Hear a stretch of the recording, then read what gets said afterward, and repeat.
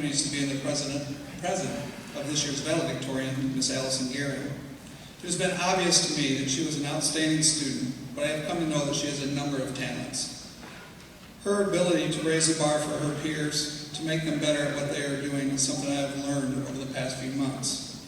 Her talent on stage and her beautiful voice are other attributes that have come more to the forefront during this past year.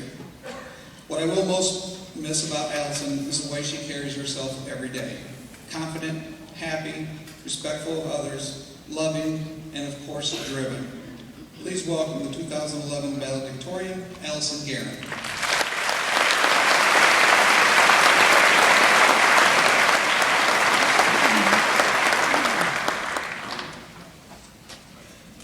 Hello everyone, my name is Allison Guerin, and I would first like to congratulate the Rossford High School graduating class of 2011 for a job well done.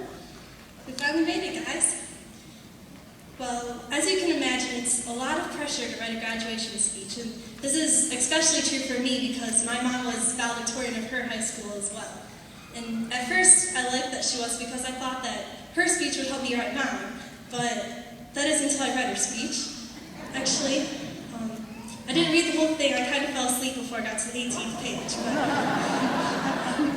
But all kidding aside, I wanted to have a really great, memorable speech, so I thought, what better way to do that than by having the traditional, boring, lengthy graduation speech?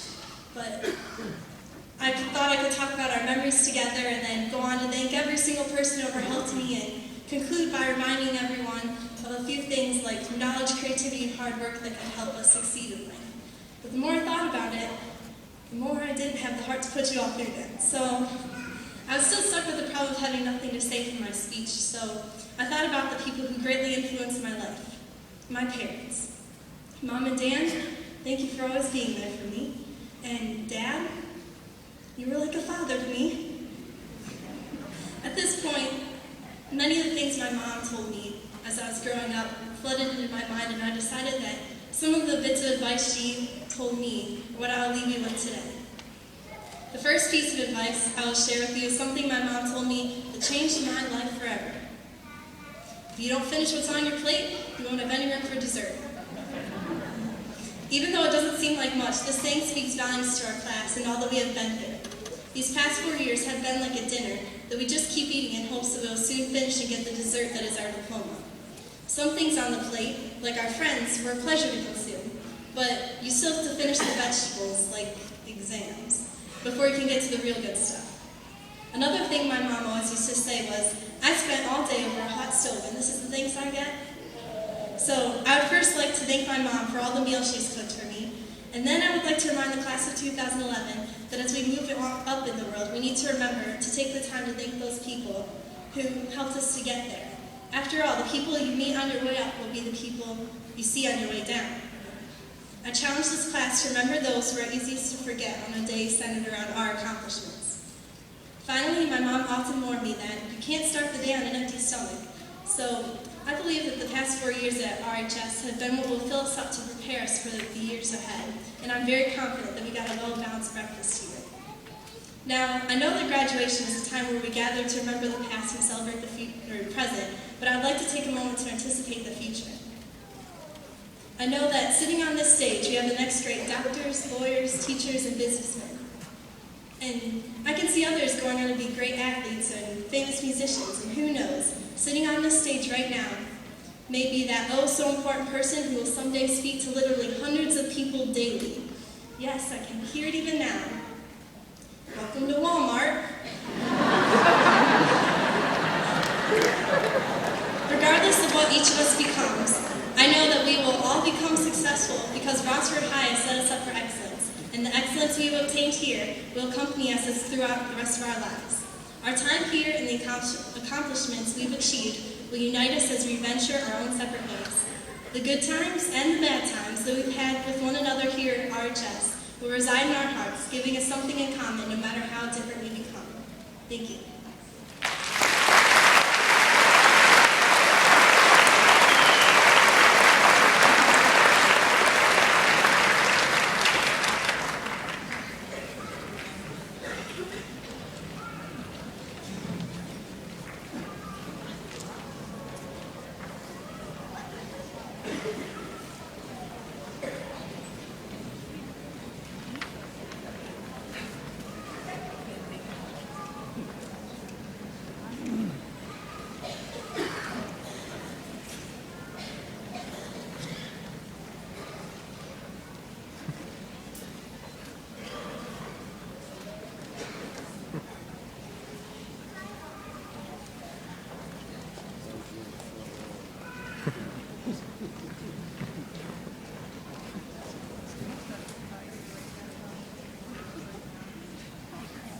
Yeah.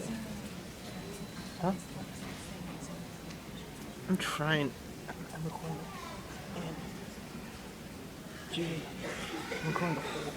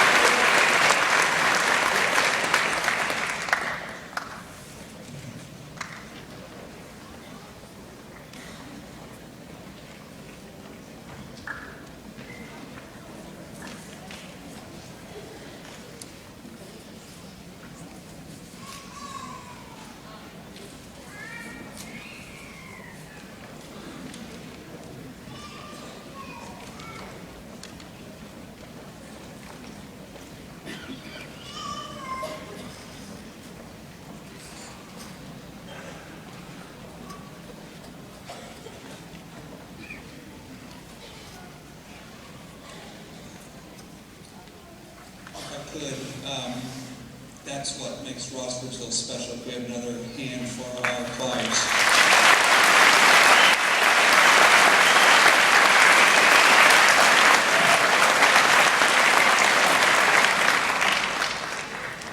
Another special thing about Rossford, the local scholarships that are given away by the various groups around town. So at this time, I'd like to introduce Assistant Principal Pat Murtha to read the names of the scholarship winners.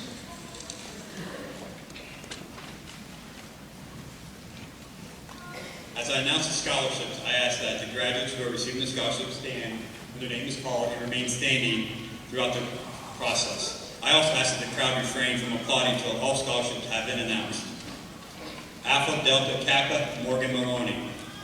American Legion Post, number 533 Auxiliary, Michaela McGee.